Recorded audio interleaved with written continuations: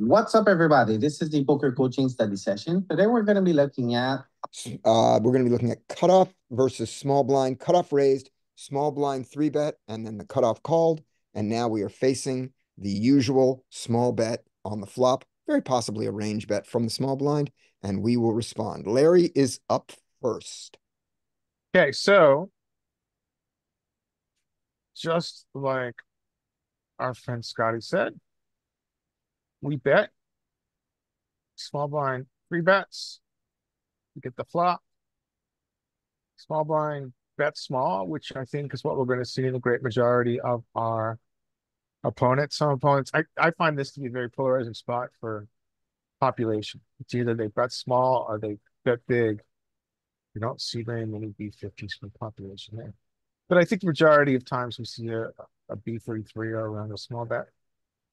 And how do we proceed? So I'll take the first one. So I'm going to decide what to do here.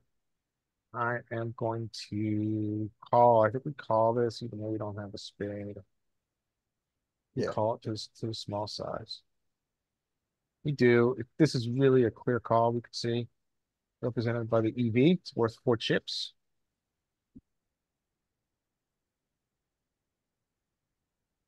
He checks. This is an interesting hand. We really aren't entirely motivated to turn it into a bluff because we have a semblance of showdown. I think we must check.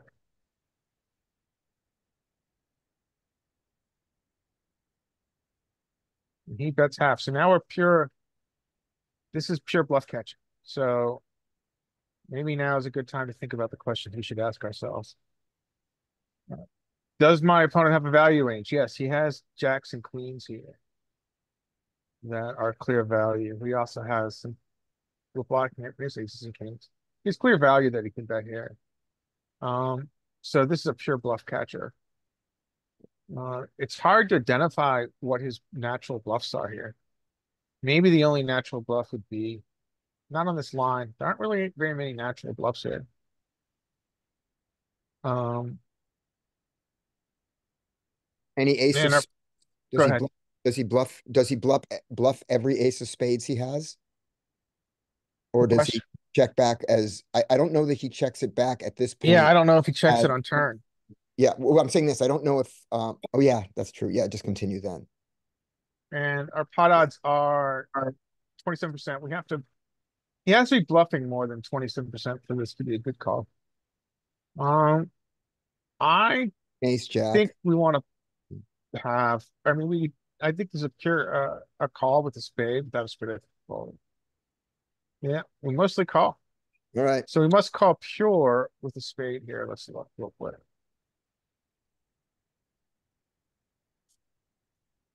When we have a spade blocking, we call pure.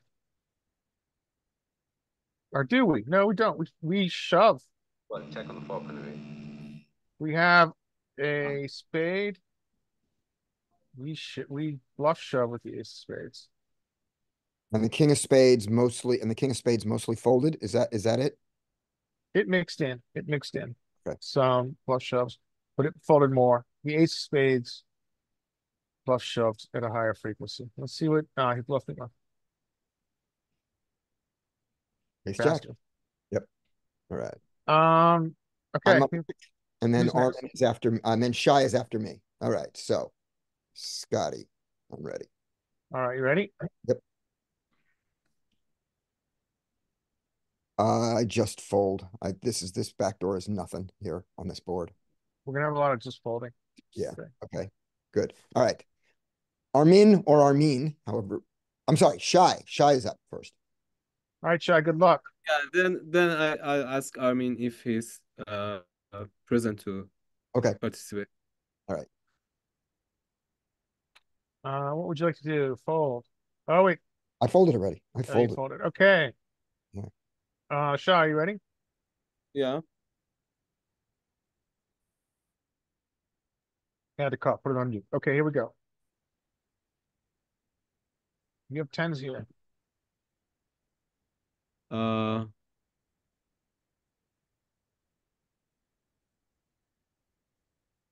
I prefer to call here because we can put any king to fold.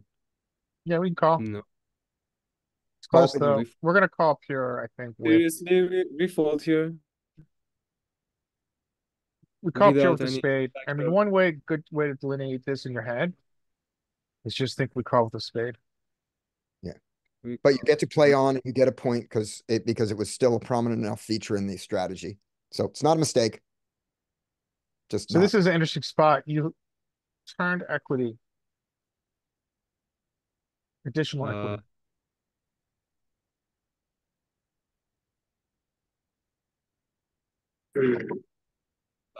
it's a tricky one, mate.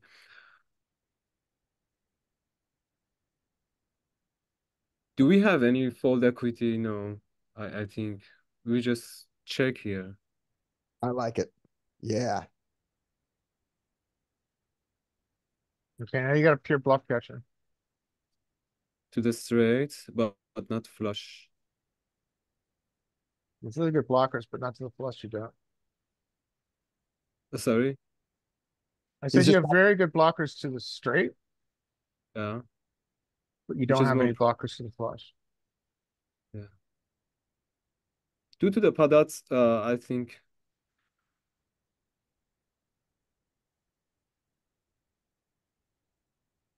actually I don't know really. I need help, but I may use uh, bluff here. I may raise, but let's call. so Let's call to. I think the raise is the only mistake. The call and the folder. Ah, And the ah. reason is you're turning a hand that can win into a bluff. Yeah. And you just don't need to risk that here. All right. Yep. All right, But I'm gonna add another wrinkle because Mike's here and he's gonna yell at me if I don't do this. Did you just put it in chat? I didn't see chat. Did you say something in chat? Like Yeah, literally as you said it. Yeah. Oh, and then Mike, we're gonna do drills today, and tomorrow we're gonna do face up just because I have to leave for a half an hour. Just for continuity's sake. All right, who's next? Up next is Armin, if you want to do it. Armin or Armin. I may be Armin has the. Maybe we keep Armin for the next okay. or later. All I'll right, who's send him. next? And then Mike, you're gonna continue the scoring in the chat if you can. And I'm gonna bug out for 30 minutes and see you guys then. All right, let me make Larry the host. Ooh, If you can, Mike, you're the scoring czar. I don't think I know how to do that. it's real easy. Let me do this. So just award a point for each decision that is green. And then you just keep it in a little text chain and then just paste into the chat as we're going because that feels like too many tables to Larry to do Yeah. it. Okay. I could do it if I really want. I mean, I'm mentally capable. I No, think at some point I'll- you should just get that, and I'll tell you why later. But anyway, this is Armin's hand. Okay. Armin Well, let's can't. that Armin can't use his microphone. okay, that's Yeah, fine. just- Just type in chat. I'll go through the list then. John, who's next? John's next. John, are you there? Yes, sir. But hey, listen, this is a little bit of a different format for me. This is six-handed, and I'm mostly cash game full range, so this is a little different for me. Oh, it's Cool. no Welcome worries. welcome to the game. Yes, thank you very much. Appreciate it. But it's just six-handed is a totally different animal for me. Right. But this one, I mean, just cut off versus small blind. So also we're going to go back one thing though. So Armin is in on this hand. He already answered. So Armin is raising this one. Okay. It's up here three. All right. So Armin is going to raise, and Armin, what size is your raise?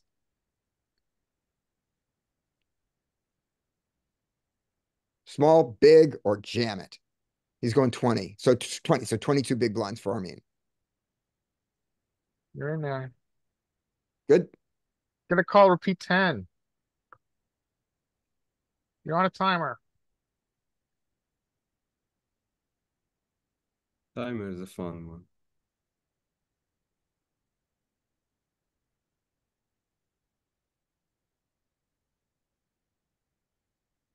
Stop the timer. Stop the timer, Louis. Don't make him. There we go. It's a check back. Puck control, he's gonna check back. I like it.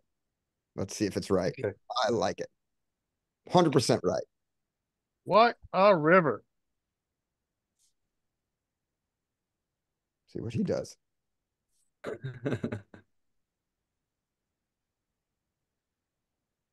All of it. All you can eat, sir. Good response.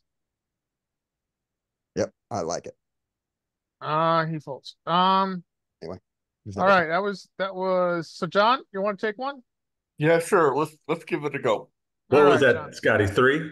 That was 3, and I put it in here, and now it's your spot, and I'll post just so you have a thing to catch up. Okay. That's everything, and I'll see you guys in a half an hour. Bye. All right, man. See ya. Yeah. Well, on this one, are we going to a different hand or is this hand here? We're gonna go to a different hand. Hold on one Okay. second. I'm just doing some stuff. I'm doing some admin.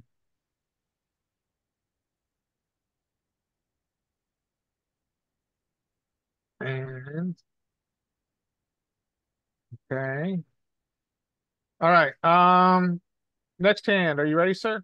Yes, sir. Okay, you've got overpairs. Pretty sexy place. I would raise. All right. You want to raise 22 or 33? I 32. would go 22. Definitely in there. He folds. Okay, so good hand. Mike, you want to take one?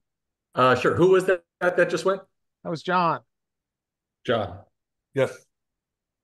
Got it. Okay. So a +1 there, I think, right? Yeah. So anybody doesn't know, Oh, to make this more fun, we're keeping score. All right, Mike's ready. And Mike is ready. Boy, this is gonna be a fun one. Open-ended here. No other back doors. Let's just call in position. Notice there's no raising here. In position. Yeah, it's lower straight draw. Oh, there we go. Makes it easy. We fold.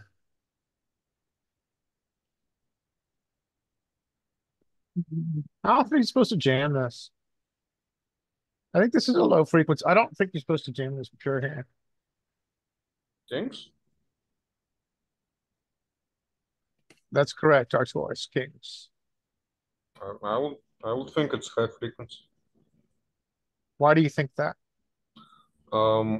Because of double flush draw, a lot of good shots. We want to torch straight draw equity. Every draw we want to torch your equity. Like that will be my thinking process. Okay. I don't know if equity now is our primary focus, but we mix, but we bet big, definitely with the overpairs here on this double paired board. And shoving definitely is in there, but it's not the only strat. What And if it's this was a diamond club that probably does it the most. Well, when it's a double flush draw. Yeah, I think so. So the double flush draw is the deciding factor here. And then we see this. So this is a common heuristic, right? That we bet more aggressively on a double flush draw board. And we could see that when we take it away. So this was a 5 of hearts. And Mike, what did you say? Because I missed it. I was curious if it was the diamond club combo that really likes to go crazy here. Diamond club. Yeah, diamond club is shoving or checking. So when it's unblocking, pure, It likes to take this size. And the spade heart combo is the one that doesn't like it the least, Yeah. or that So likes just it the heart. least, and just still goes big, still goes B75. Oh yeah, and this is significant. I mean, it's 5 points of equity when you double block. That's pretty interesting. What about aces? Still have shoves. So we see the same heuristic with aces, right? When we're pure unblocking, we do a lot of shoving here. 77% of the time. So yeah, so this is very interesting. This is kind of a heuristic we've seen before on double plus draw boards, where generally we take a more aggressive line. This is out of position here. So we play more aggressively when we block flush draw. If I may, Sure. if we turn this around a little bit, instead of having 9-8 of club, if we have like 9-8 of spades or 9-8 of hearts, we would be raising in that situation. If the small blind let out, then raising would certainly be an option. On the flop? Whatever, I'm not sure what street we were on. He shoved on us on the turn, so we don't. Maybe the good question is, what do we call off here? So if he shoves here, do we call off our? We don't call off our combo draw. It's just too Call big. the 9 of spades. Yeah, it's a major error to call off. I'm curious about the flop when we hold the suited version. Okay. If Yeah, we let's look get to raise our Let's look at gut the flop shot. next. So what side he used a 2x pot here on in small blind. Now we're not going to see this. We do see this. I see this. I mean, people do this a lot in game. Do you guys see this play as well?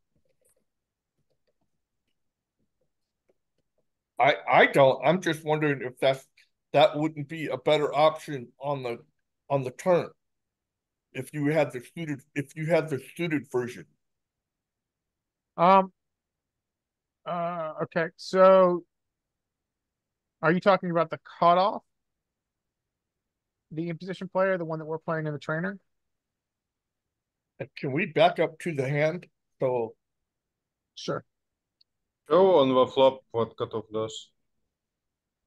Okay, Okay. well, we're talking about two streets here. So let's just walk through our turn options first, and then we'll go to the flop. So fair enough. the first question for me is on the turn option. We're going to have a call off range here. So I'm curious where our calling threshold is. So our pot odds are going to be really important here. Our pot odds are 40%.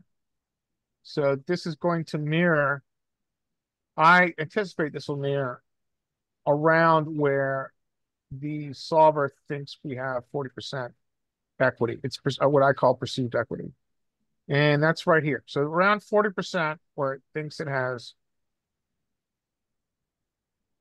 Yeah, around 41% is where it calls off. So it's calling off second pair flush draw.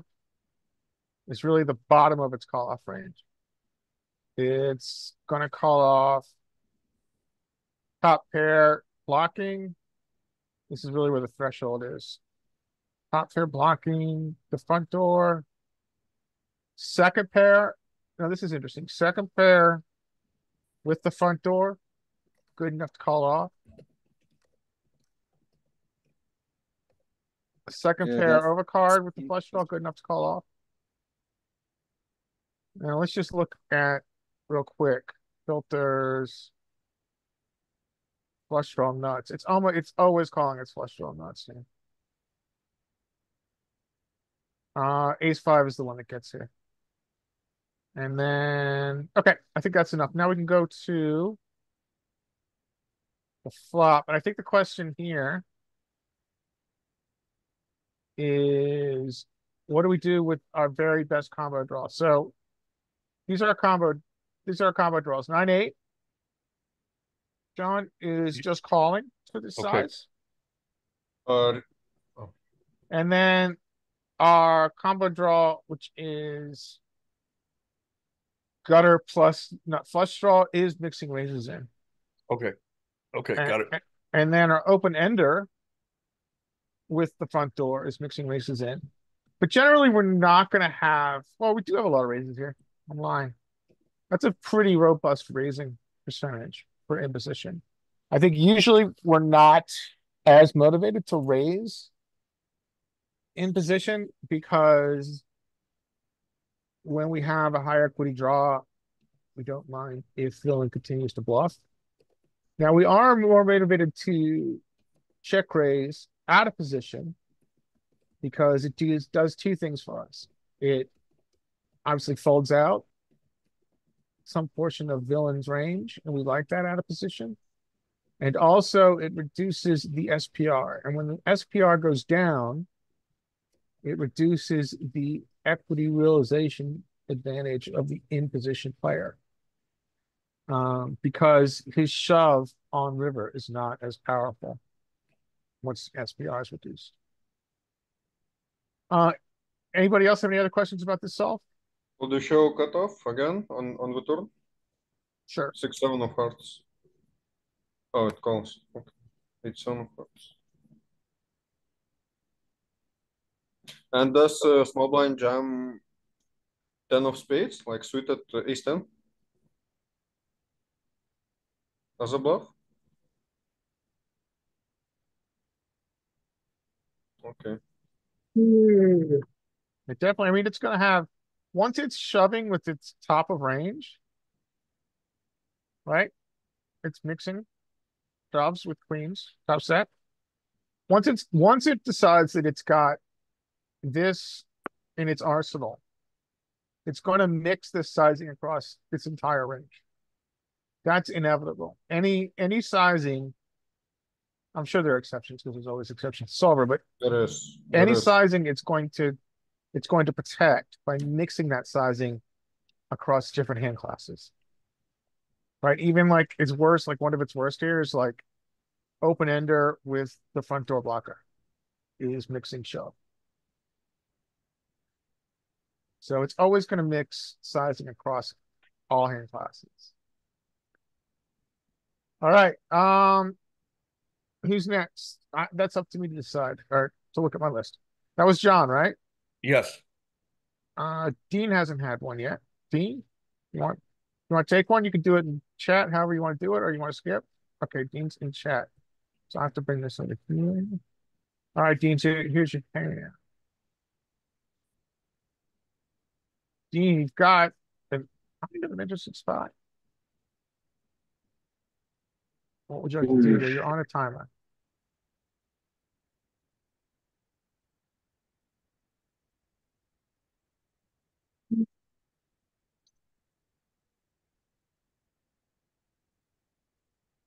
He says call. We are indifferent AF. We're doing everything here. It's a tough spot.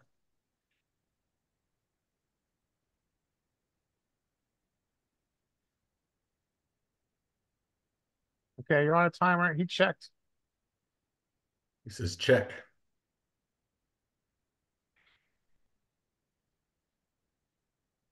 Nice river.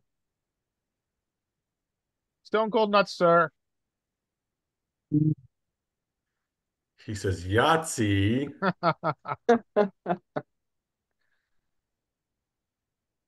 Beep beep, sir. Jam. Well played. Nice. We get the hero. We get the hero. From the same hand. Sad face. Okay, so Did he play check, check, check, check? Small blind with nuts he did. on the river? He did trap. He chose trap. Can we see what the EVs were for the smaller bet sizes on the river, other than a jam? It's gonna be very similar, I guess. Small blind check. Here we are. Straight. EV? EV. Uh,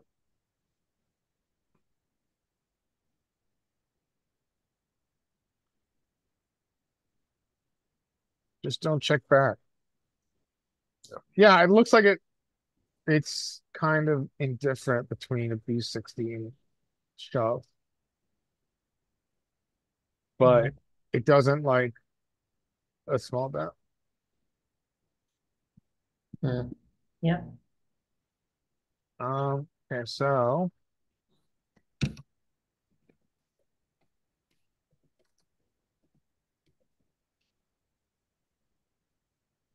that was Dean. John went. Leanne, you want one?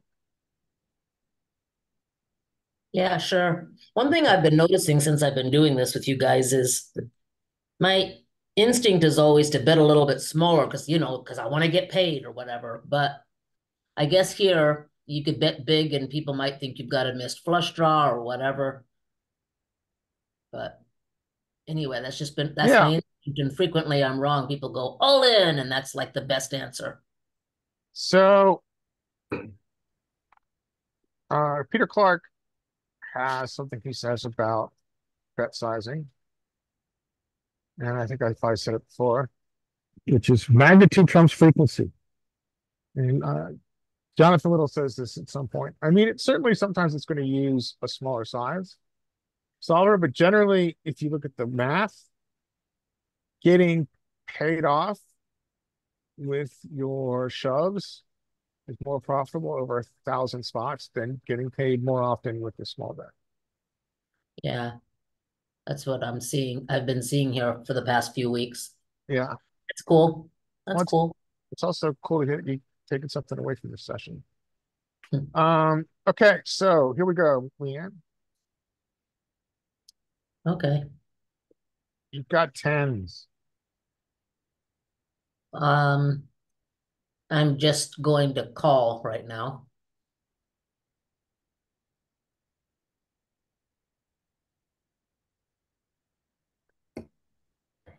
I'm not happy, but I'll call again.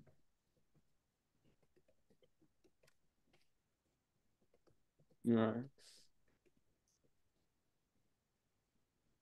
7. Gives you the old blocker. Oh, for God's sakes. That's ridiculous. I have to call for 7, I guess. Hot odds are 8%.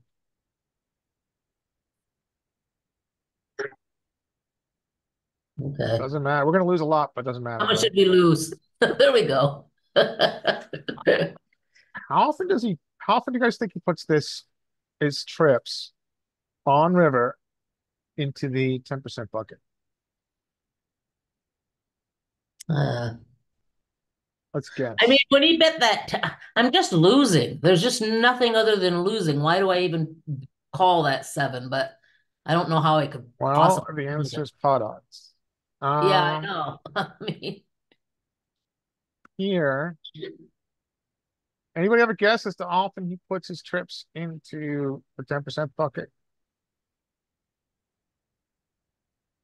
With that Never. Spade River, probably That's a good point. The decent Spade chunk. River.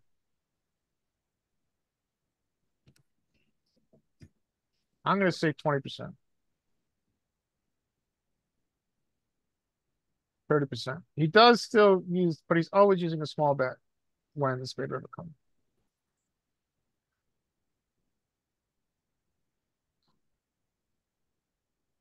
And vice what?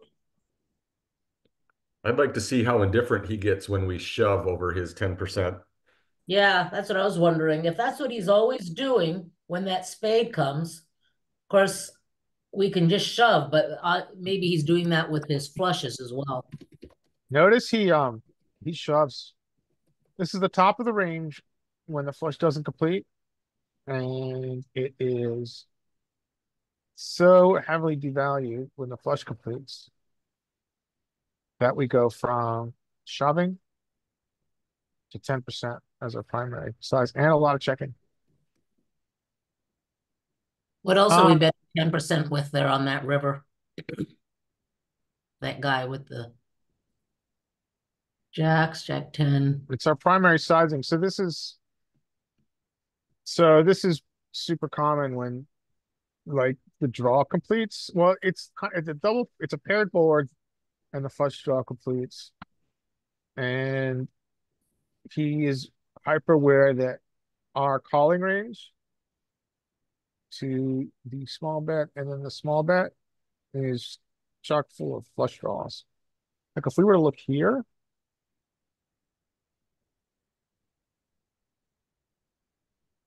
completed flushes. So this is why he's using this.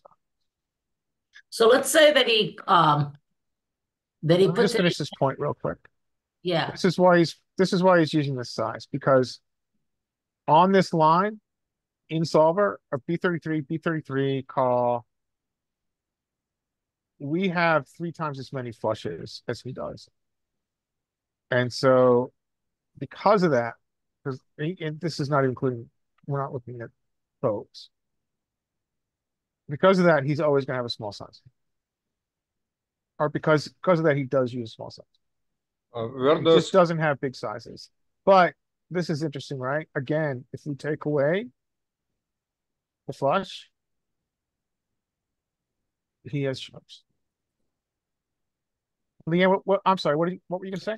I was gonna where- say, so when he puts in his 10%, based on his range that we just saw a second ago, with when the flush card was there, when he puts in his 10%, he pretty much, well, he's got pocket sevens and quads there, but pretty much has a bluff catcher if we bet big. So I'm wondering if we bet big, how often he calls. So if he bets 10%, we're gonna have shoves with half of our range. Just so happen you're shoving too. So if you had a spade with your tens, you've got shoving as a bluff. Mm-hmm. So when we shove, his pot odds are 29%. And he's folding half his range. So his threshold is going to be right around 30%, and it's going to be like, it's going to be like, so his king high flush is calling, but his trips become indifferent when they're not blocking the flush. It's interesting that he's folding almost 50% there. And how much did he have left? It's possible that we have like a auto profit shove. How much does he have left behind? Yeah, when I shove, because he's folding 50%. Like what I'm saying is, when we shove, what's in the pot? Like, is it an auto profit? Like to just shove if he's folding half his hands, even jack and stuff. Is it an auto profit? Does it look like he was folding like king jack, for example? Yeah, I see your point. Well, I guess that comes down to MDF. I mean, you can look at MDF, right? So there's pot odds when we shove here, the 29%, right? And so, does anybody want to work out MDF for me? What is the equivalent of 30% pot odds MDF? It's 30 to win. Wait, it's 50 to win 160, right? Could be very close to pot, which is 33%. So let's say it's pot. So MDF's around 70%. MDF is probably around 75%. So he's supposed to defend 75% of around 75% of his range. So he's overfolding by 25%. So you could argue it's an auto profit. You can make that argument for sure. He needs, the way I calculated 30% to his threshold for pot odds is 30% to call. Like 30, he has to have 30% equity. I mean, he's supposed to still defend nothing 70% of his massively. range, right? Could you repeat that? So what's MDF? Actually, if he's not, if our all-in is approximately what the pot was already, I can't tell, but if it was, if we're betting pot more or less, then he only needs to defend 50%, doesn't he? So MDF should be around 70%. So he needs to defend 70% of his range to this size. Okay. How could we miscalculating? I didn't have much coffee today. All right. Who's Alright. next? That's up to me to decide. Let me look at the list. Participants. That was Ian, Mike is gone, Jonathan. Sutton, you wanna go? Yeah, I'll get in there, Larry. All right. Sure. Okay, cool.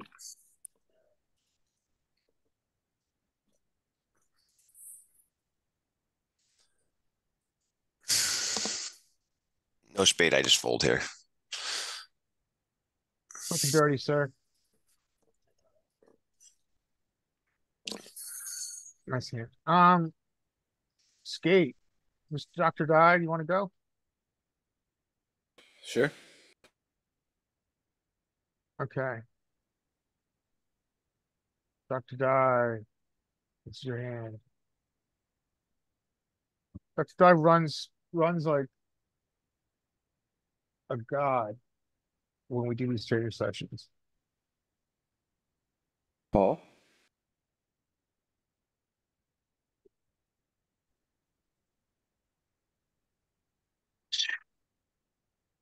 Okay, they checked. He checked. I don't imagine we have. I'm just wondering, do we have very many checkbacks here? Well, he checked the turn. Let's, you know what? I want to bet, but let's check the turn as well. Okay. Yeah, Yeah, you can do both. You can do anything.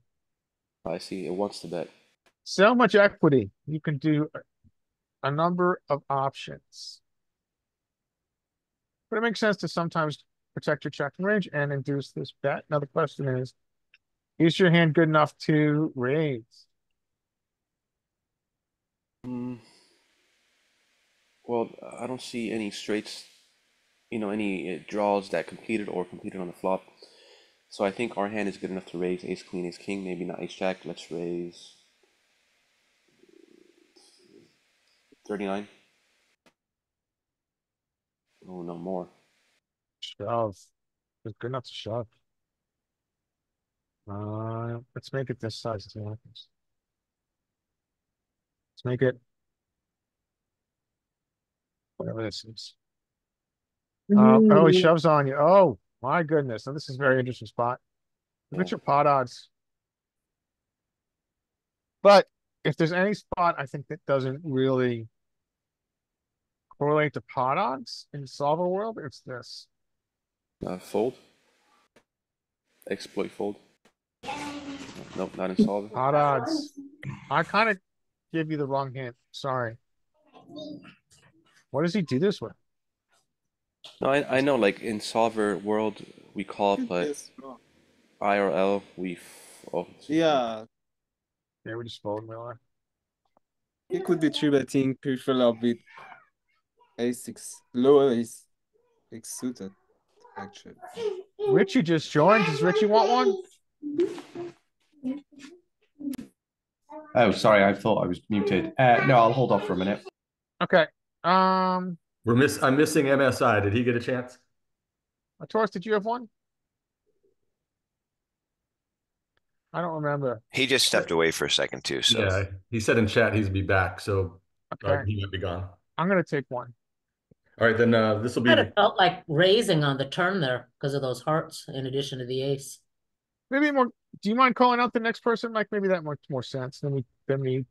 sure. freewheeling it. Then I got everybody except for Richie, and he Okay. wants to hold off. So we'll start back up at the top. on my list, I have, well, my list will be different than yours, I'm sure, Larry. So, Your my- list is the alpha list now. I've baited my list. all right. Then I'm at the top of my list, so I'll go first. Mike, you're at the top of my list too. I want you to know. Heart. All Heart right, even. here we go. Okay. Ooh, no back doors other than straights, 2 overs. This feels like we still need to call. This could be just a mix between fold and call, but I'm going to call.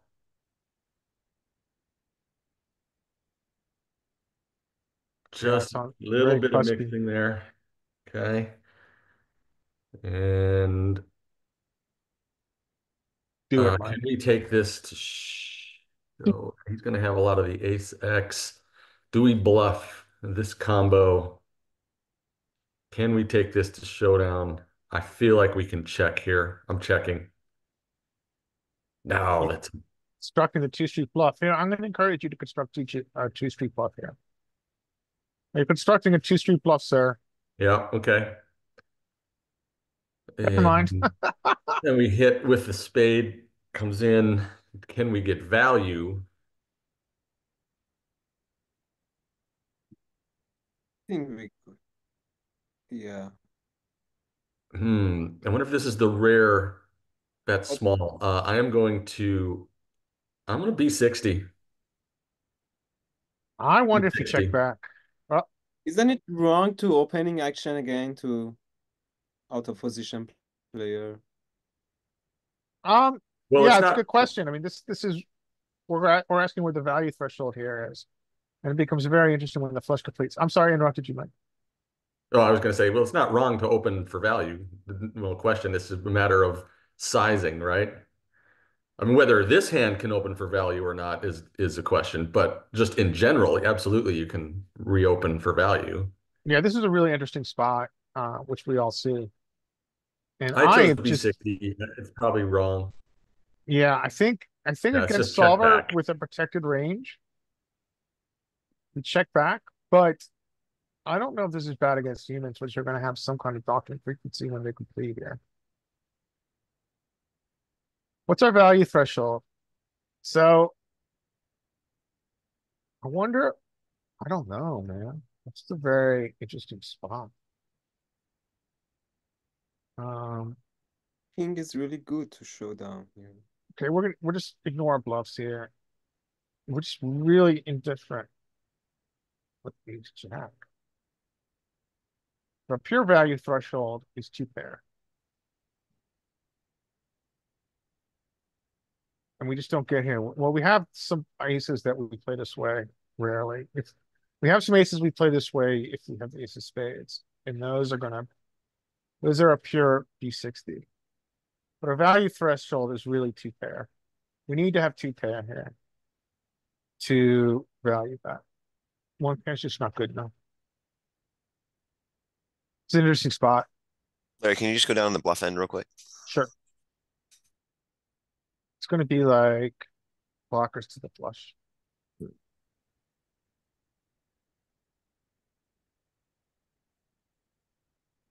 And then some really weird 5-4, which if you find, I'm going to report you. But yeah, blocks the flush. And it's just like YOLO it. Because solver matches its value to its bluffs in sizing, but I question whether you need to do that with humans. Okay. All right.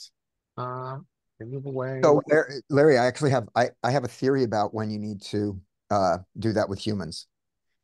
It's easy to tell who at the table, if you're playing live, is paying attention to other people. They're just, the people who are, when they're not in the hand or not paying attention, against those people, you don't have to worry about your sizing because they aren't keeping track of how you play. That's a good point. Right. I agree 100% with that. Yeah. Since we had a mention about live poker, can I ask you guys a question? You just did. Well, that's true, but can I Yeah. ask you a question to the question? Sure. So the guys who play live poker, so last night I was playing live, and I was in the big blind. This guy opened up to five RFI to 5 big blinds in the small blind.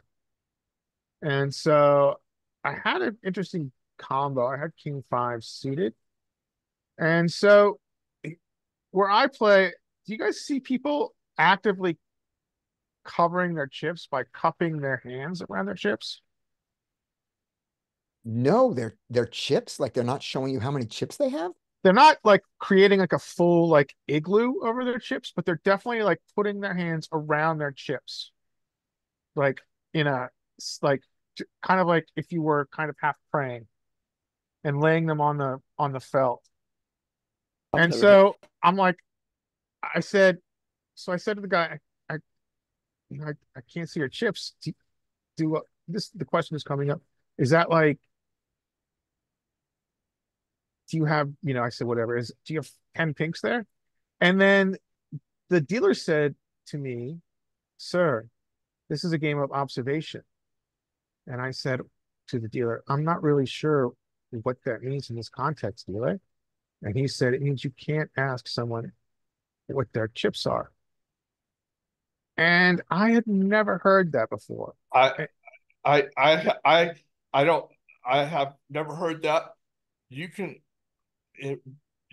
always ask, can I see your chips? You don't have the right to ask how much they have. But if they're like covering their hand, if I'm following you, if they're like putting their hands in front of their chips so you can't see the stacks, you can ask them, say, hey, can I see your chips? They have to let you see your chips. They don't have to tell you how much they have, but you could ask to see their chips. Okay. Because what I recall is that you can ask and they don't have an obligation to answer. Yeah, I think the dealer was wrong to Yes. step there, but it's not important that the dealer was wrong. Yeah, yeah. Okay. And So Skate is saying sometimes the dealers will protect or favor the regulars if you're not a regular in that casino with that kind of thing. But you don't need to argue with the dealer. You just say, "Oh, no problem. I just I'll take an observation. Would you mind moving your hands just so I can see how many chips you have?" yeah, he was definitely a regular and I'm not. I think that's part of it. Yeah, it was weird, but clearly you get to see them, and clearly he doesn't have to answer. Yeah. Okay, thanks, guys. Plus, Okay. Larry wasn't. Mike points out that Larry wasn't tipping, and so that also affects it. Yeah, that's yeah, I'm a cheapskate. That's true. Right. Next on my list, Larry, is you.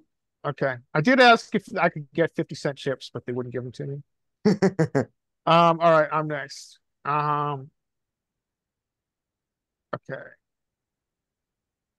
Okay, you shoved.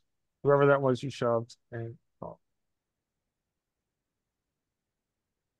nice hand. Okay, now it's all right. So we have pretty marginal hand. I don't think we get any raises here without any. We have a little backdoor equity, but not enough. I could just yeah.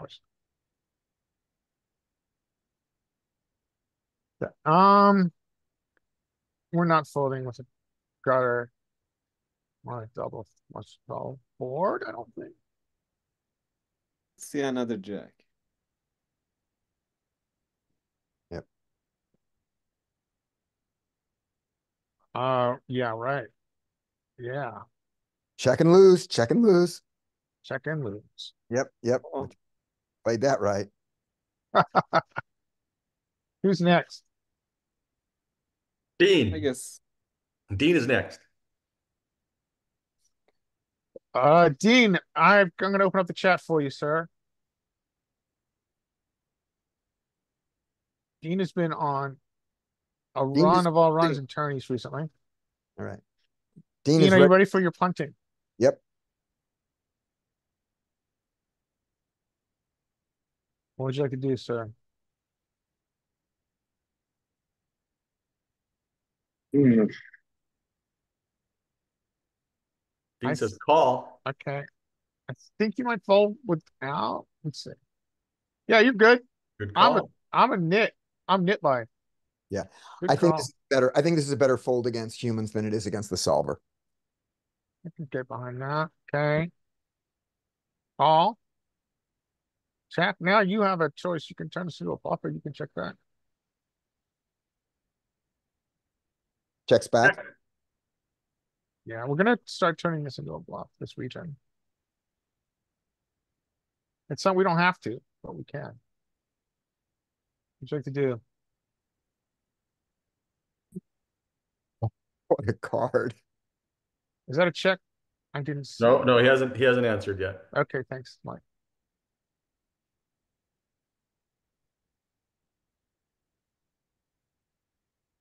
Jam. Wow. Oh, Oh, you beat his ace king and his ace queen and all that stuff already.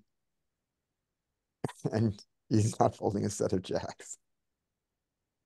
What a gambler. So the question I have is on turn. So when he takes this line, I'm curious where our bluffing threshold, which under pairs is. So bet, call, check here. Let's look at under pairs. So we saw this before. This is, and I always find it interesting to find kind of linear heuristics or linear behaviors in solver, which we see here, right? Yeah. Eights are like our threshold, but then we very quickly start turning these into semi bluffs. And then if we take, so the question that I have is that, so it's a 7 river, right? So if we take the B33 line here, he chooses to slow play his top set, which he's going to do at a high frequency. He's got us where he wants us.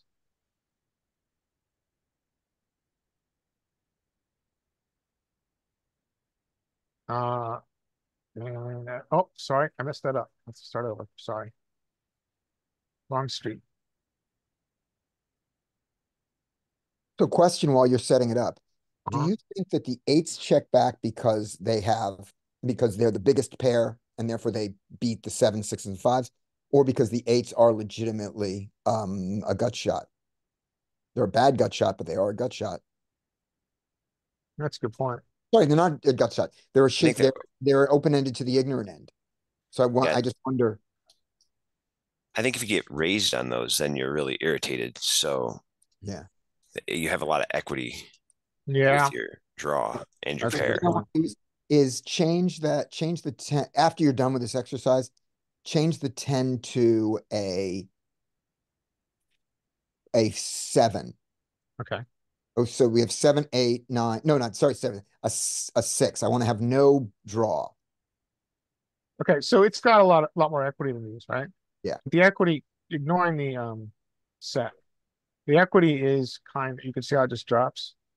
Yeah. But these obviously has a gutter, or open ender rather, to the S end, so you know, a lot more equity.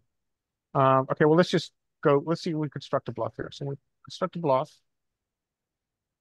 with our low equity under pairs.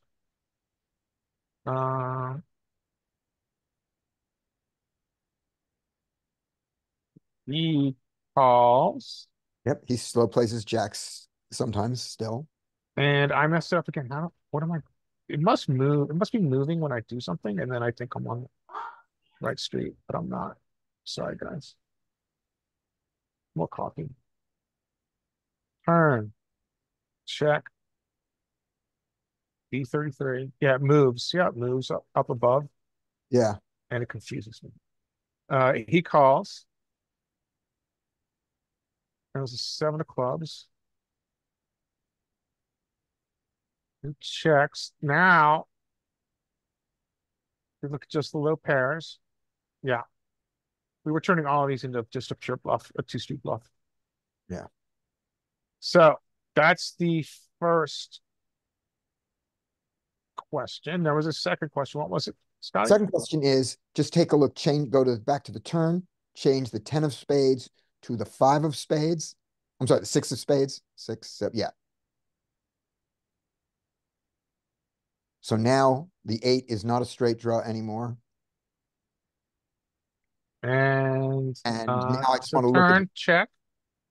And now let's see how the reverse linear properties. Okay, great.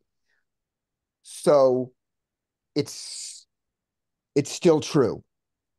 The 7s and 8s can check, but the 4s, 3s, and deuces do the betting, and the 5s when they bet. You don't get to bet much on, you don't get to bet as much on that card, but you get that reverse linear thing that you were looking for. Okay, thanks. Okay. Hey, one thing like that I kind of thought might be helpful here is like we're turning these sixes into a bluff when small blind checks this turn, but the solver is like pure checking this 10 turn. And in real life, I think that that's very unlikely, which I think then makes it a much more profitable spot for us to be bluffing. I see your point. Because they're like, how many players are actually going to check top set here? I mean, maybe some get a little skittish. They see the straight complete, but like, it's just going to be a junkier range, you know, because he's supposed to to Dean's question, small blind is supposed to check like 100%. I just had this in when you were talking about it, Larry, and small blind is checking 99% of the time on this turn. So in theory, but that's probably not happening in real life. Like, is a guy really checking king, queen out of position here in a 3-bet pot? When you can see jacks, 9s, and 10s, like, or some 2 pairs, jack 10, maybe not sets because you think they're going to raise flop, but like, I just think it's unlikely. So you can probably bluff a lot more here in real life than even the solver is doing because you're not against as good a range. Yeah, that's a valid point. Yeah, it's a much more defined range when they check, isn't it? In other words, you're saying it's an unprotected range. Yeah, which I think is generally true in real life poker, where guys just do not protect their checking range out of position. Yeah. And we can kind of take advantage of that. I agree. Yeah. I mean, solver is saying this is a bluff, a 2-street bluff against a range that is very well protected. And so then just not when in that you spot. Amplify that by saying his betting range is much more linear than the protected range of solver, we can take a bluff line if he's under pairs at a higher frequency. Yes, I think that's true. You'll win the pot a lot. I think so. I think that makes sense. What do you guys think? I agree. Anybody else have a thought? I think you have to be ready to do it in 2 streets. Small bet on turn keeps range nice and wide. And then like you got to use a big size on river. Like you can like, that is probably one of the things that's like hard for me right now is using B66, B75 is just not enough. Like you have to go for all of it. And that's really uncomfortable. But if you've studied the spot, you know that this board is ultimately way better for us. Like small blind probably doesn't have a whole lot of 8X on this board and an unprotected range in real life. And that's going to be really difficult for them. Yeah, also I was thinking that we don't have any 8s either. Because we don't call 3-bet here in cutoff. With We any do. 8s. We do call it. 9, 8, Just 9, 8, 8, just 7. some 8s in case and 8 subs. Yeah, we'd call some Few of these. combos. Well, Yeah. look at it. But one thing, remember, when you're talking about this, you're not talking about the raw number of combos. You're talking about as a percentage of your range. And we fold so much here. So we have a very thin range to start with compared to him. We have fewer combos going to on what street are you talking about? that you get to the turn with. What did I do here? Here I range.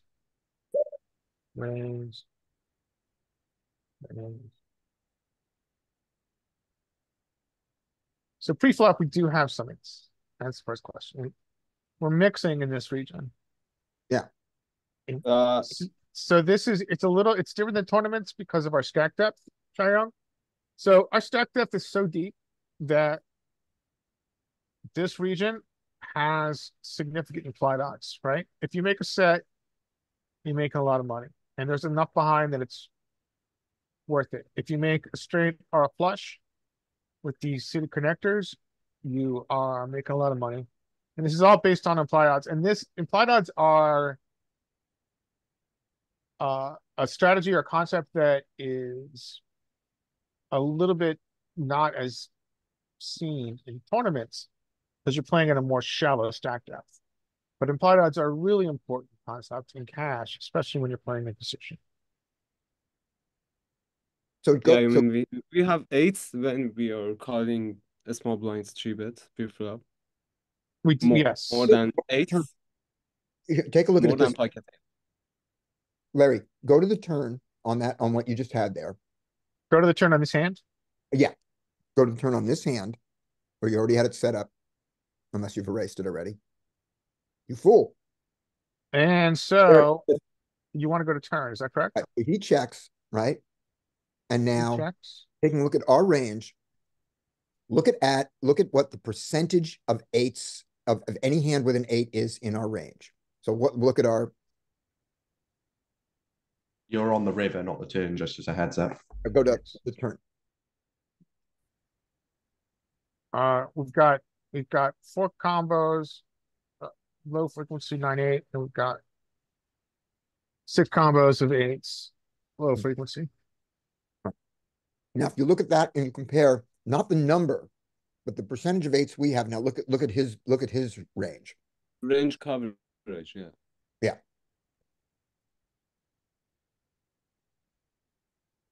That's got 8s at very low frequency.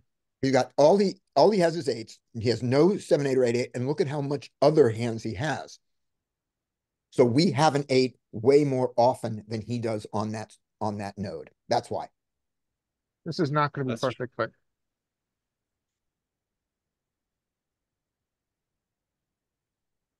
this includes king queen. Yeah. But we still, to your point, we've got a shit ton more straights. Yeah. On call. Okay. Who's next? So Arturis, if he's back, can go. Richie, are you available to take a shot here?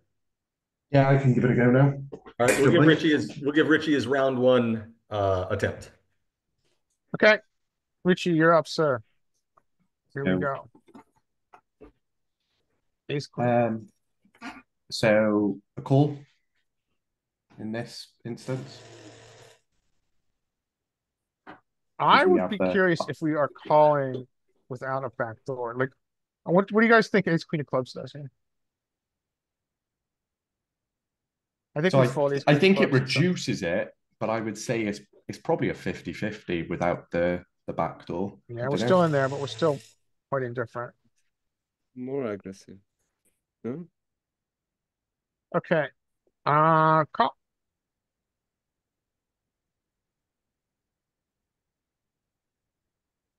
The one thing to notice there is we love to match the 3 with our suit more than either of the jacks.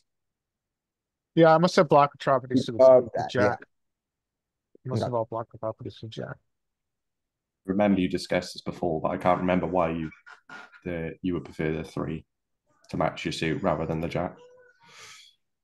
Okay, here I would. Because when we have ace queen of spades, that unblock, then he. I have no answer for you. Never mind. I have no, I don't have it anymore. Yeah, I don't know if it makes sense to go down the blocker rabbit hole. It's fun, but I don't know how much it applies to the poker that we play. It's a common one just on paired boards. Yeah.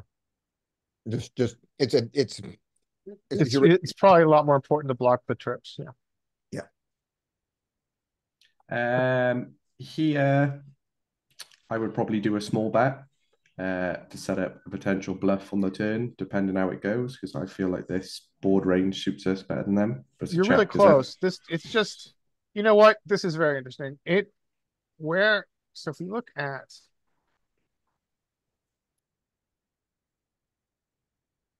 Okay, so yeah, we don't really ace five.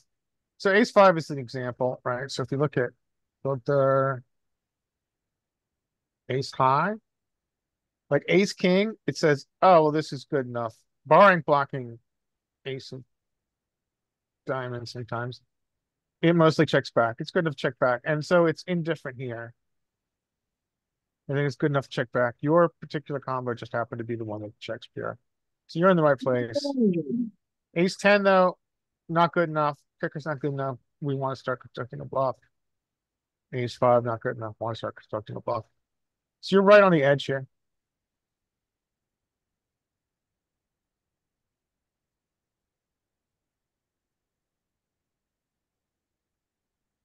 To me, probably being a bit too tight, even though I've spoken about bluffing.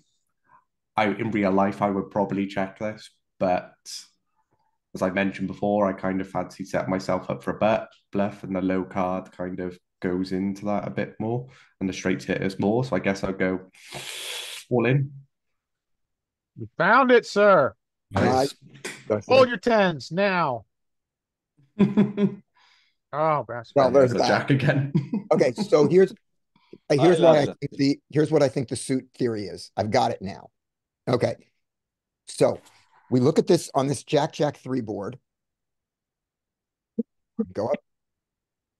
When he 3-bets us with his suited branch, which is ace jack suited, queen jack suited are in there, right?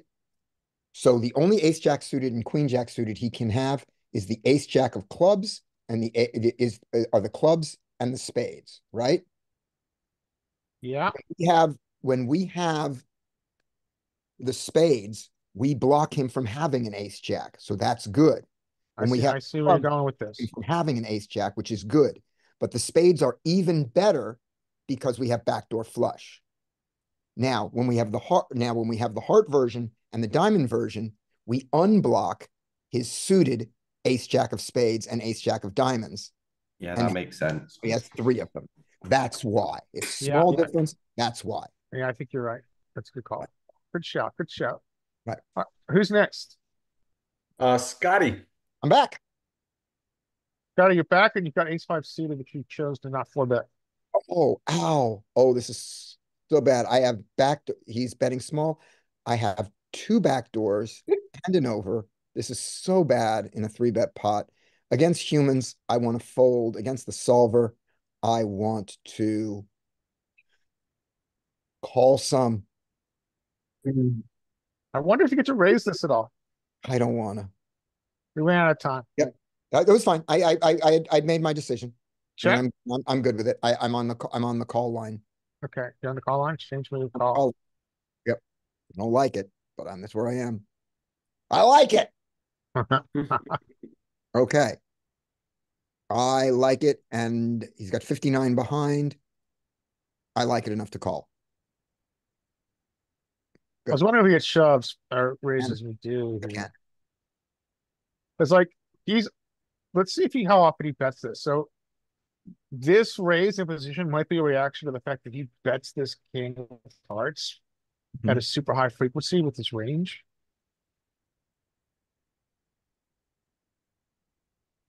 Yeah, he bets this a ton. This card is so good for him. Our reaction when we turn this much equity is that we get a robust imposition. So when he bets high freak, because this card is so good for him, our reaction should be to have a robust raising range. It's not that robust, but we do get some. And it's like a little bit like, for instance, with your combo. Yeah. But you're ignoring one thing, why the call is better than the raise. If I raise, it's going to be if I raise, it's a jam, right? No, it's not. No, you get some weird, I got a weird one. Okay. kind of stuff. All right. In that case, yep, I'm calling, but I've called.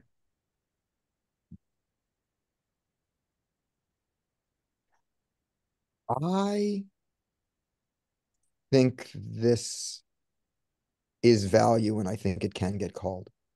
So, yeah, I'm going to jam.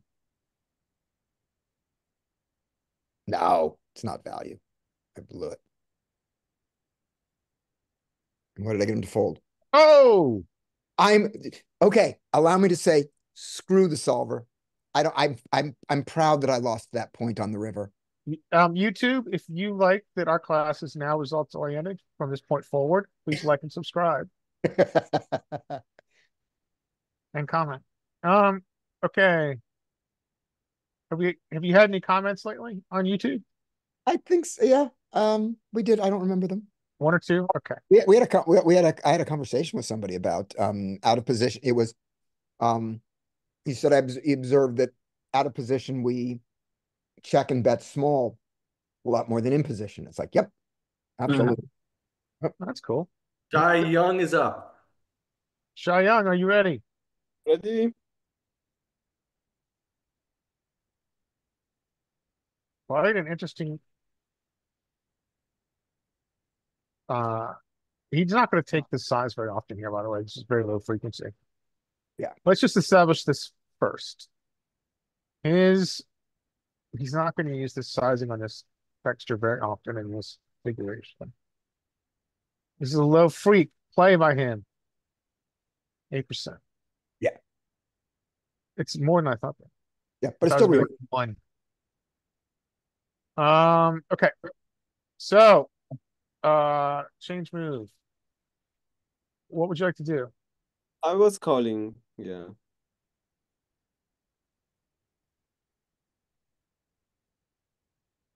That is a very interesting time. With ace of spade. I think we can get a value here.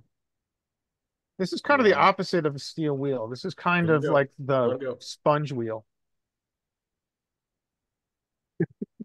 Maybe. But because the flush is already available, I think we should go small. Yeah. Nailed it. Yep. And board name. Pot thickens. I guess his best hands is just a6. We have the best hand, yeah.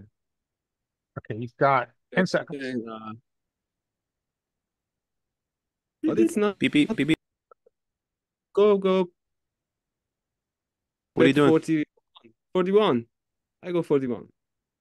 He wants to shove. Oh, all in. Yeah. Yeah, maybe. It's right. It's hard to know what's going to call you. an ace. Whoa! The blocker. Yeah. He loves his blocker. Yep. You think he calls this pure? Sweet. And does he call it? And then does he call the jam? Yeah. Let's First question see that. is- Let's see. That was that was an option for him because Yeah, sometimes we just don't use this size, but anyway. So now, so He calls against pure. guys that calls pure, go all in and see if he folds any of his kings. All right, Solvers was no right. reason to go less Yeah. than all in. You It just get yeah, it doesn't care about the wheel. Yeah. Doesn't care about your Yeah. 4 combos of 4-5. It just is such a narrow portion of your range. That was a mistake. It wants to, it just, And the thing about the deuce is the most irrelevant full house making card why is it? because he has so few, because the only full houses that he gets there, he doesn't have deuces there ever, pocket deuces. He has a little bit of ace deuce and he has ace ace. He has no 7-7. Okay. So, Fair. so although it technically brings in a full house, it's very rare relative to his range. Compared to a 3 is much more. He has more than and certainly this is a 7. No, they're all those low pairs are pretty irrelevant. Okay. All I right. do this mistake in a regular basis in my games. So next hand. Armin is up. Armin, Well, make sure he's ready. you are in Catty chat. Army. Armin, are you in chat here? Okay, Armin, he's gonna chat. call. Oh, he says call. Okay.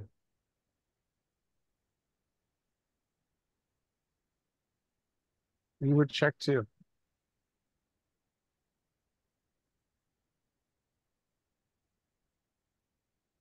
B50. Oh, Kinda, but mostly you just want to, you have enough showdown. Your kicker's good enough that you have enough showdown, you can check back. Solver ain't breaked, though. What would you like to do now?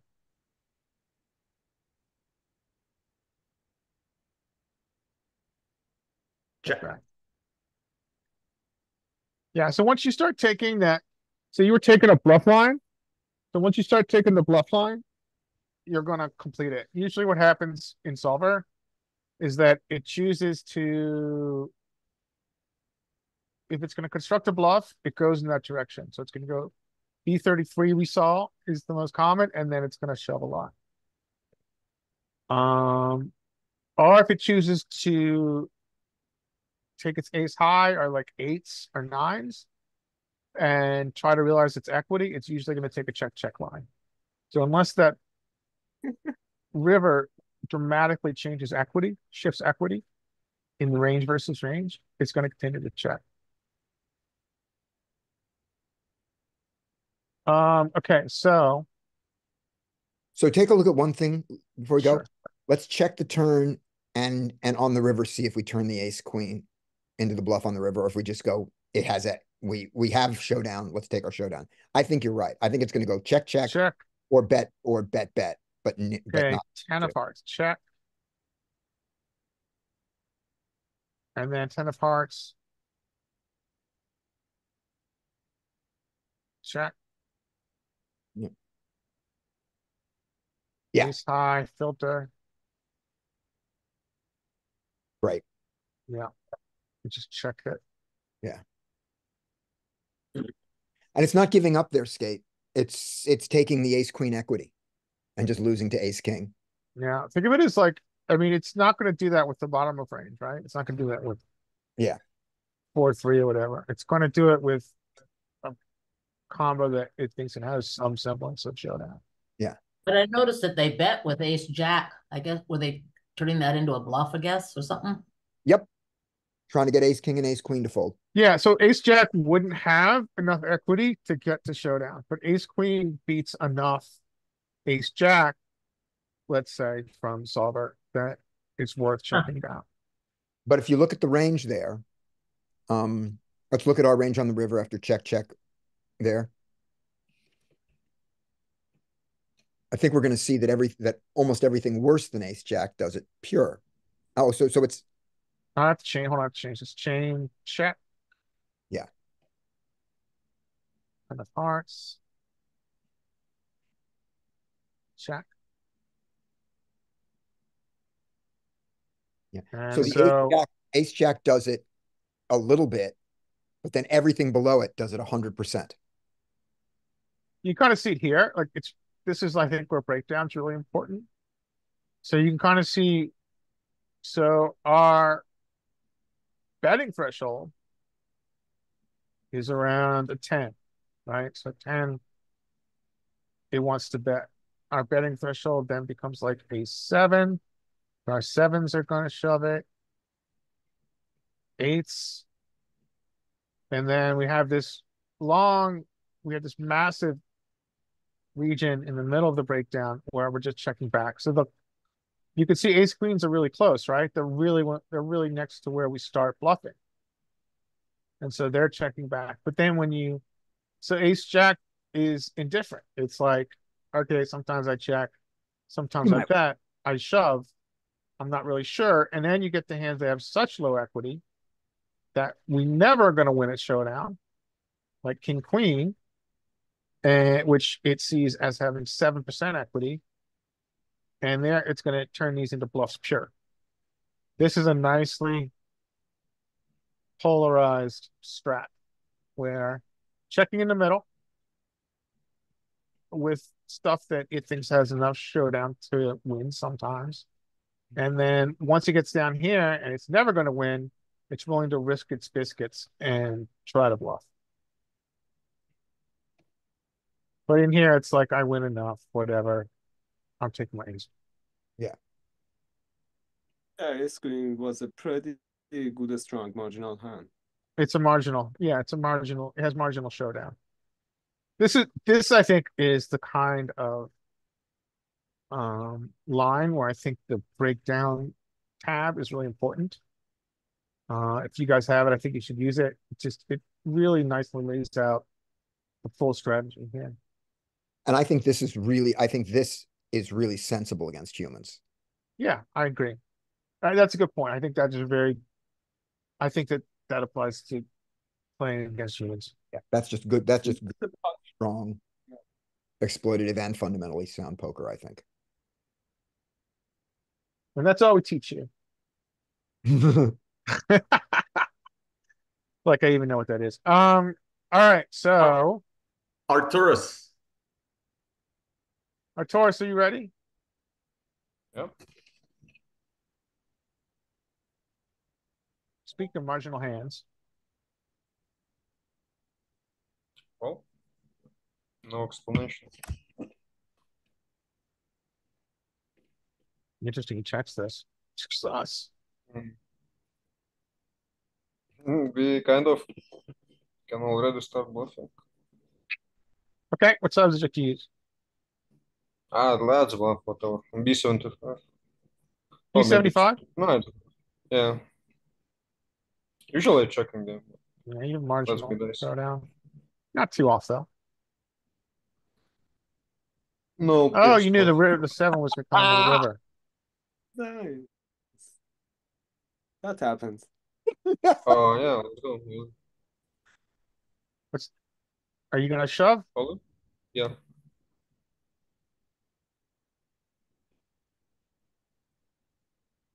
Oh, no. how many times have we been trapped today? Today's Trap Monday. Yeah, but so Larry, these are actually kind of really interesting that we're seeing these because I don't think you see this Never. He's checking at all in real life. scary And that's on- just like, I think it's just like really helpful to see that this is not like you can, I don't know if you necessarily want to turn the 7s into a bluff on this king turn, but like you in real life, I think that you could totally get away with this. Like, what's the best hand that they're going to do this with? Like, ace queen, and they're already checking because they're scared of the king. So if you go bet small jam river, like they're like, oh, this sucks. Remember I was saying it was very suspect they didn't bet that on turn?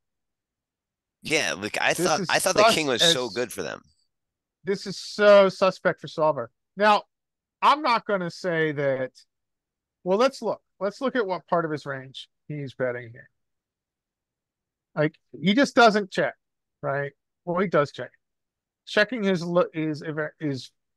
not often.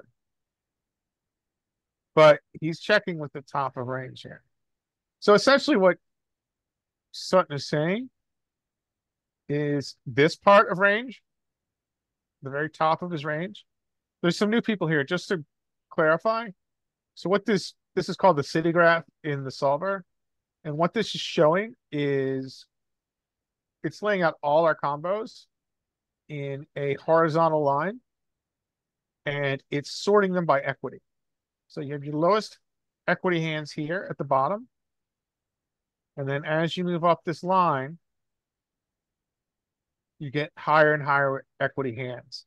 So when you begin to use it over time, it's a very good tool for understanding a strategy kind of at a glance. And you could see again, if you look at this, it's a polarized strategy once again, where in the middle, it's doing a lot of checking.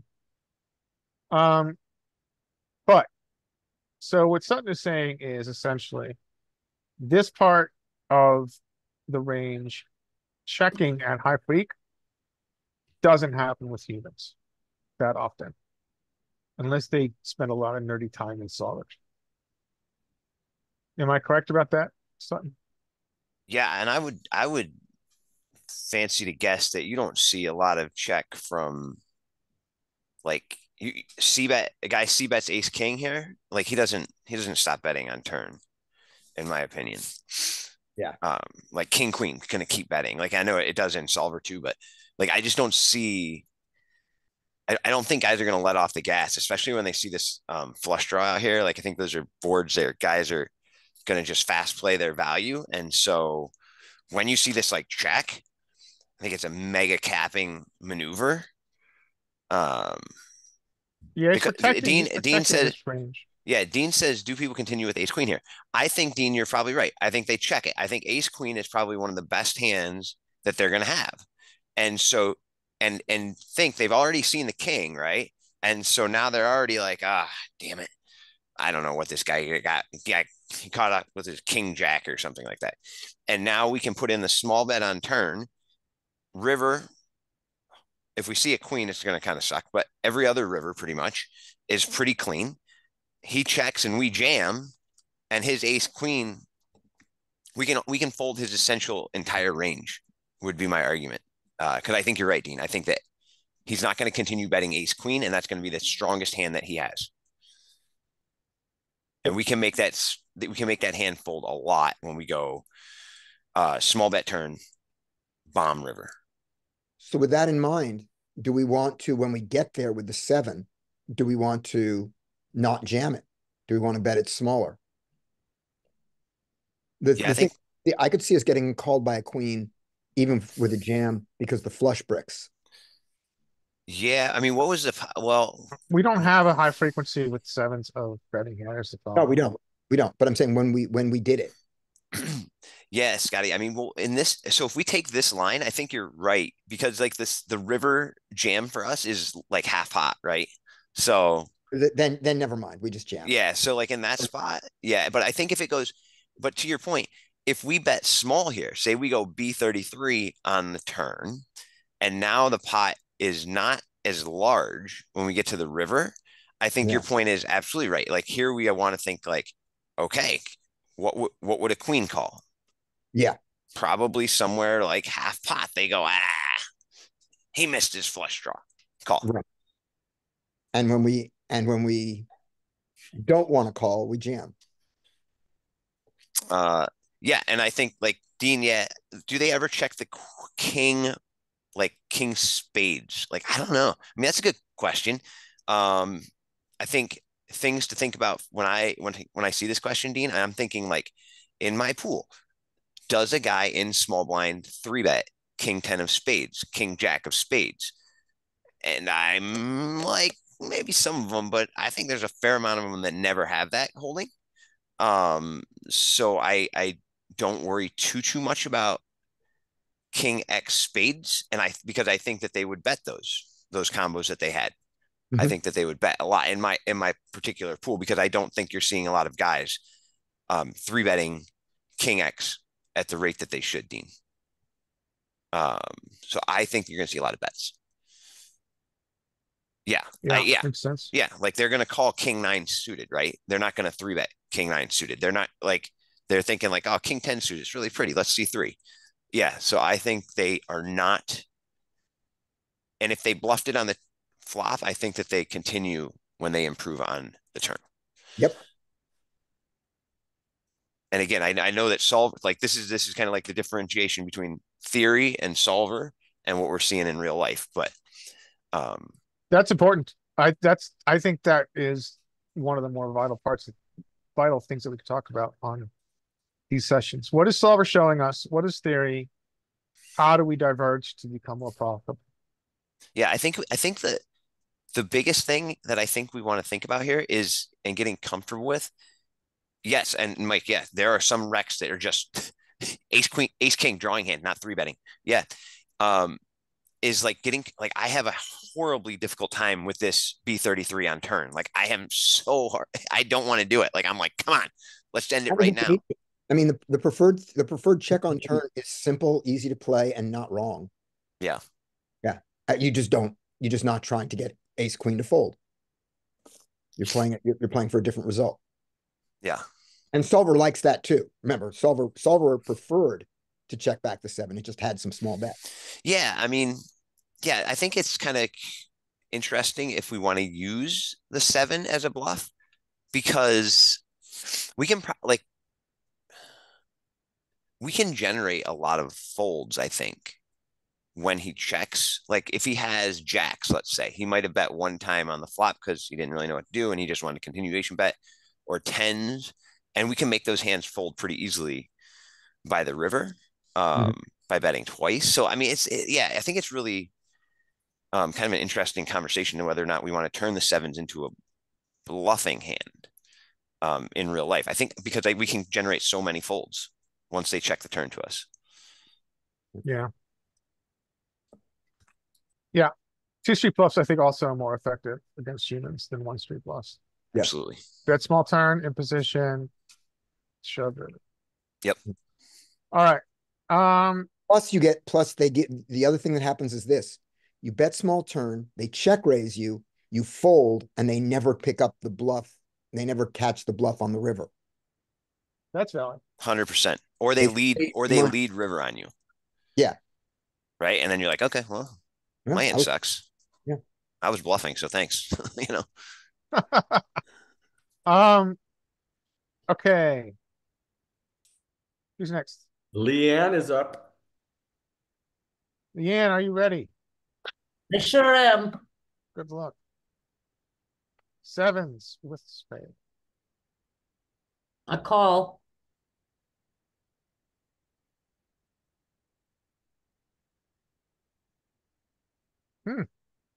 That's nice. I got another spade.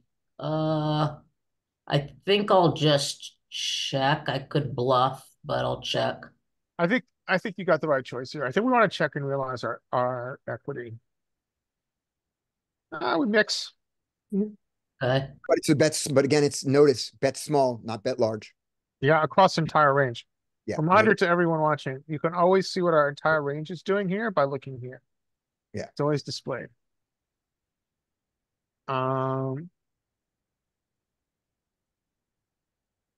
Okay. It's a bummer.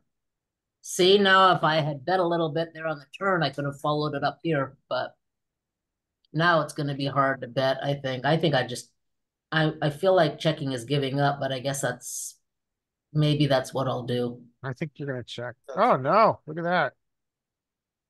Let's see where our line is.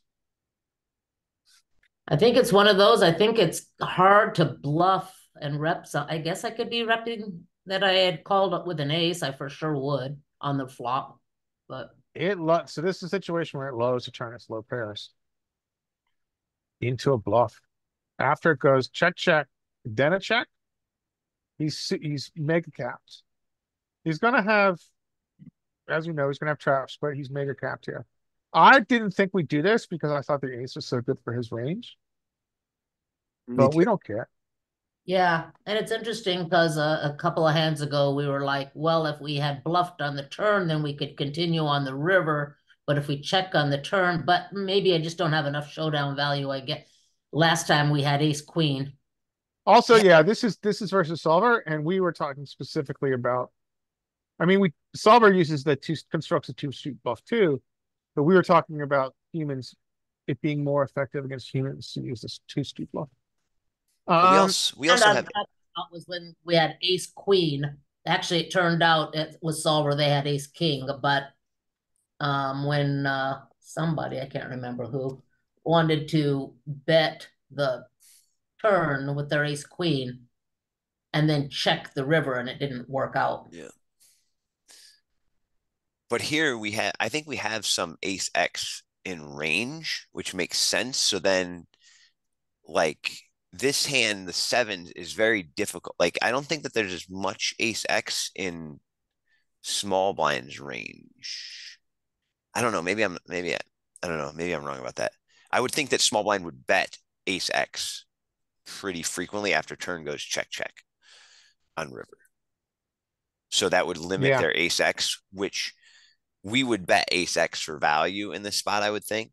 Yeah. And so then on the flip side would be some sort of bluff. And it's hard to find a way that 7s wins here.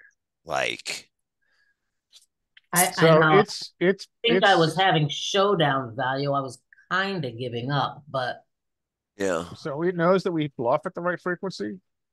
So it's trap checking ace X. Take a look. Oh, go ahead. Yeah, okay. On our cutoff range there, on What the street? river, Oh, river, river? when we're looking at, when we bet all those under pairs there, I believe every one of those under pairs has a spade, so they also block spades. I think in all cases, because we only called with a spade, I think. Yeah, good point. Let's go through. Let's take a look. Yeah. Spades only. The nines were different. Oh, the nines were a set. Right. The nines are a monster. Yeah. So 8, 7, 6s, 5s, they all have a spade blocker. Yeah. Yeah.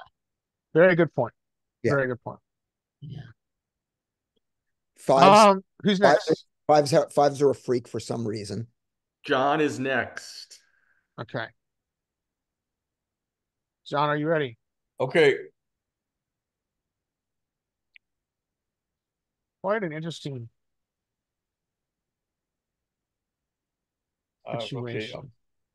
I'll call. Nailed it.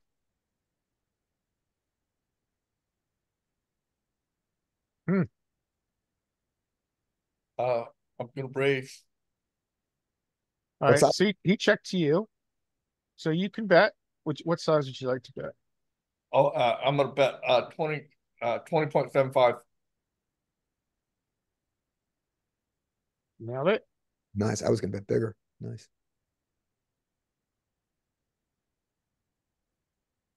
Nice run out. Go ahead, jam it. 3 for 3, sir. He folds 8. He folds 2 pair on the 4 to a straight. Yeah. I was surprised that we checked at all on the turn. We had a percentage of checking, and that seems crazy with the diamonds out there. Solver ain't afraid. I know. Solver ain't afraid of the 20% or the pair Yep. board. 18% of the pair board. Yeah. Solver has no feelings. Solver Yeah. doesn't have poker PSD. Yeah. Okay. Oh, I hate it when I do that. Now I gotta open up the trainer again. Trainer. Are you gonna do me a favor? Yeah, this is the same one. Yes. Okay. Start training. Who's next? Sutton. Sutton, here you go. All right, I'm ready. Okay, Jack 4-4. Low. Am I my timer on here? I turned it off because I kind of scuffed it. Oh, okay. I'm gonna call, but I think we're gonna be pretty indifferent. I'd really like to have some spades or some hearts here. But I'm gonna call because I have 2 overcards. All Yeah. right.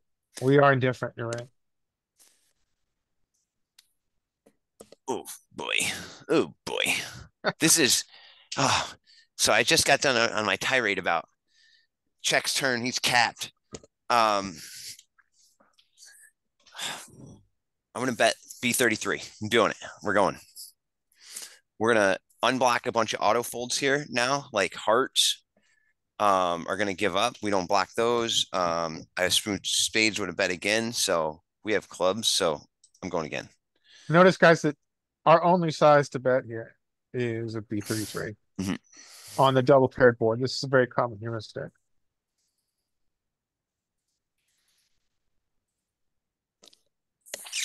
Well, I'm not winning at showdown now. Let's go. All in.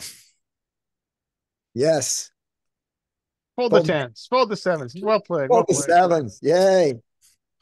There we go, baby. There we go.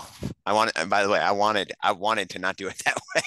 I was like, I said all that stuff, man. We're doing it.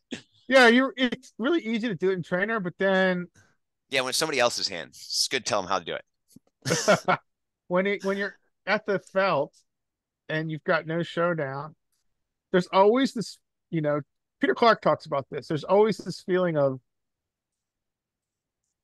deceiving and lying. It's like, it's not as natural, but that's what we do. And he called the turn, and you say to yourself, well, he's got something. He called right. Yeah. Well, he doesn't like it, right? If you had 7s in the same situation, you'd be like, the sacks. Well, let's see how much, let's look at his underpairs. Let's see what his calling frequency is across all his underpairs here. On turn, He doesn't have to have a spade to get here. no, not to that size. He begins mixing it with raises. Yep. On the double paired board, because he's like, whatever. I don't believe you.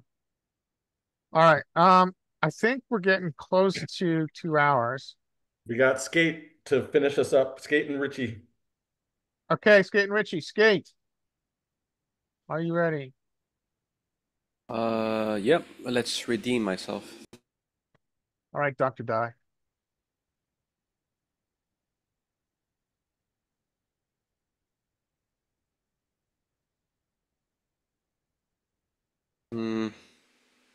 Call.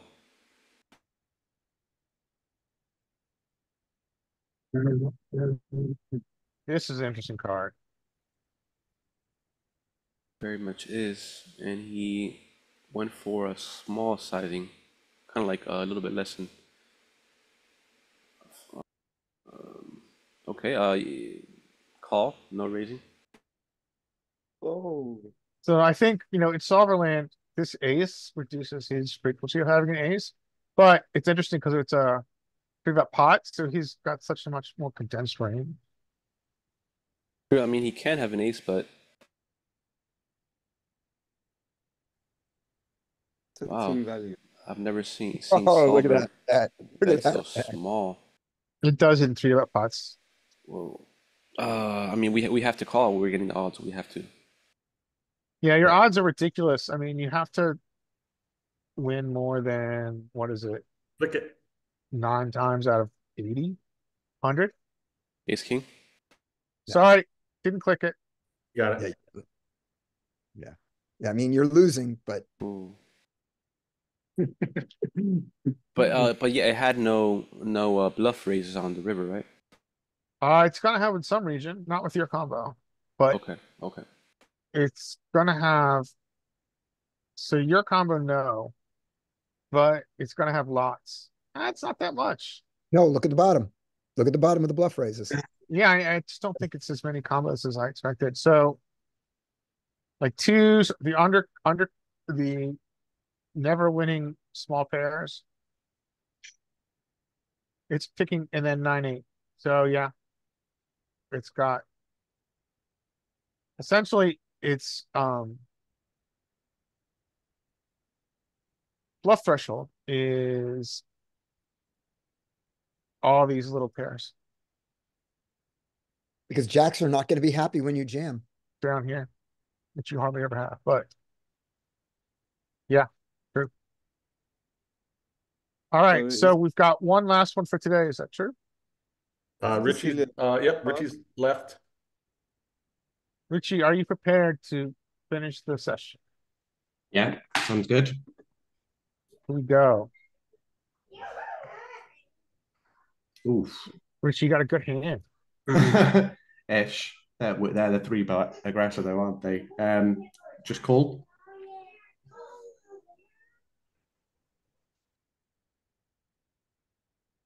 Now it becomes interesting. Are you above your value threshold?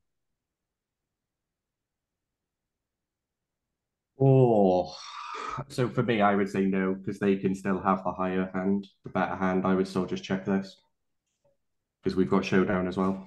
I think you were gonna bet. Yeah, A little bit of bet, is it? Okay. you're fine. That's We're good. both right. We're both right. Oof. Oof. Oh, Yeah, I'll just call it. Yeah. But if we bet and then they lead, I'm guessing we still call, right? Yeah. Right. Well played, sir. It was a bit on the nitty side, though, I guess. Well, you were within solver parameters, I guess you could say. So, you're respecting the protected range of out of position, and you induced a bluff, which humans aren't going to make. The question I would have, and then we'll leave it for the day, is okay. So he bet small, and we called. However, with this combo, I think what humans are going to do is they're going to check. Let's see how much of a checking range he has. He's going to have a big checking range here. He checks 60% of the time. So where's your value threshold now? So ace, so let's just start with your top pair, which is what we have. So it's very, so these ace queens are the best ace X that you get here with, because you would have done something more aggressive with your top two. Right. And the ace queen offsuit, I think we bet whenever we have the heart, right? And without the heart of the checkbacks. Yeah, good point. No, the queen of hearts is also the check back. Yeah, but you know what? I think we can do, Scotty, as Yeah. humans, is that we can just move these ace queen bets into the queen of hearts. Yeah. And then just simplify our life and say we do value bet with the blocking the flush, but we don't. We check back without blocking. Yeah. Mm. And the Otherwise, weird my thing, brain explodes. and then the weird thing is that the diamond club, if you unblock both of them, you don't check. Yeah. Riddle me that. Yeah. Yep. We don't need to talk about it. I think it's worth learning, but unless you guys want to do it right now, we don't have to. I mean,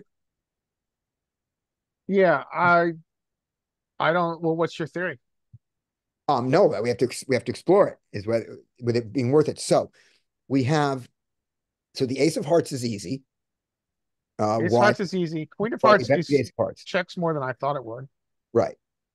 And the ace of diamond spades. What's the difference between diamond spade and diamond club, and then club spade and club diamond? Nope. So club diamond does it. Diamond spade. So spade is blocking busted front doors. You need exactly diamond club. Okay. So when you don't have any of the suit, that leaves them with every possible spade draw. Busted, but they don't call you. So that doesn't. Nope. Don't know. I need more help for this one. And so would you do me one favor? Yeah. You normalize, make it full height. I'm gonna take a picture of this. Right, and just be right. Yeah, go right on the ace queen. Right there. You take a picture of it, and I'm gonna work with Danny, who is our suit expert.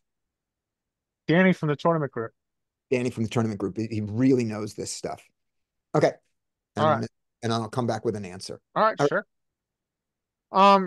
Okay. Should we take a break? And I've got marked hands. I've always got marked hands. Let me stop the recording and restart it, and we'll do marked hands. Like and subscribe, yo. Like and subscribe and comment, or don't.